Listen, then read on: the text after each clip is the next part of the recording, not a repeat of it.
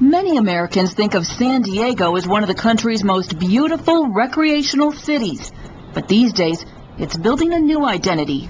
San Diego is quickly earning a reputation as ground zero of the Christian marriage movement in California. That's because it was churches here that began a petition drive to put the marriage amendment on the ballot. And those churches now are organizing a Get Out the Vote drive for November. There's many phone calls after midnight. There's conference calls after midnight. There were emails going at 4:15 a.m. this morning. It is ratcheted up and it is intense.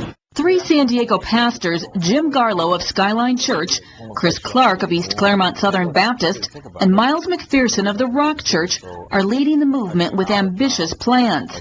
5,000 energized pastors who will help get out 7 million votes. Political scientist Thad Kauser says their work is key. Churches will absolutely be the organizational heart of this support campaign. We've already had a conference call with 1,000 pastors. Miles McPherson is a former San Diego Charger turned megachurch pastor who gets it. His campaign challenge, reaching young voters who support gay marriage. And right now they're driven by the wrong information and a lot of emotion. I don't want to be a bigot. I don't want to discriminate. We should be fair. But they don't understand, one, the facts of the dangers of homosexuality, but also what loving somebody means.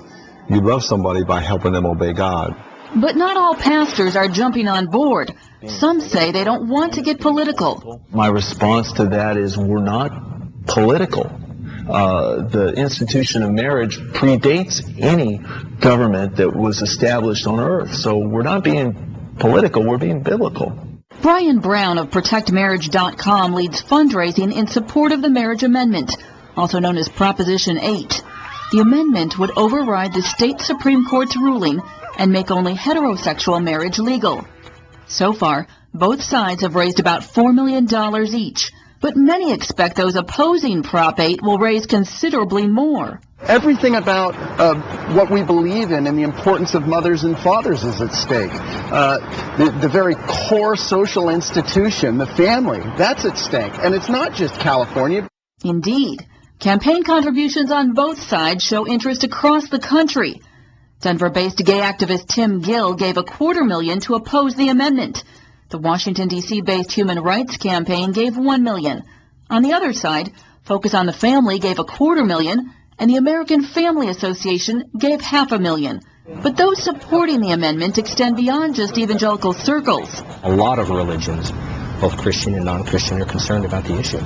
As Mark Stern with the American Jewish Congress recently wrote, the state Supreme Court seems to believe that once outside the church or synagogue doors, equality is always more important than religious liberty. There is no protection for pastors right now. If I were to refuse to perform a same-sex wedding, I could be sued, I could be fined, the church could lose its tax-exempt status. The fears of many California pastors have already been realized across the country here in Ocean Grove, New Jersey. That's because the state's Civil Rights Division is investigating this Christian campground by the beach. At issue, its refusal to host a lesbian civil union ceremony. Our assumption was that when they discovered this was a worship facility, they'd understand and we could work out something where they could do it somewhere else. But despite miles of New Jersey beachfront to choose from, several lesbian couples chose the Christian Campground's pavilion for their commitment ceremony. In the ensuing legal battle, the campground lost part of its tax-exempt status. No religious organization should be forced to use their facilities, places of worship, for things and behavior that is completely at odds with their core Christian beliefs. You can't miss the equality flags flying amidst the rows of historic homes in Ocean Grove these days.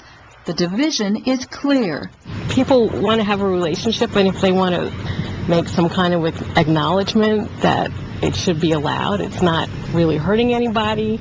Those kinds of sentiments will lead over 100,000 gay couples to marry in California in the next 3 years.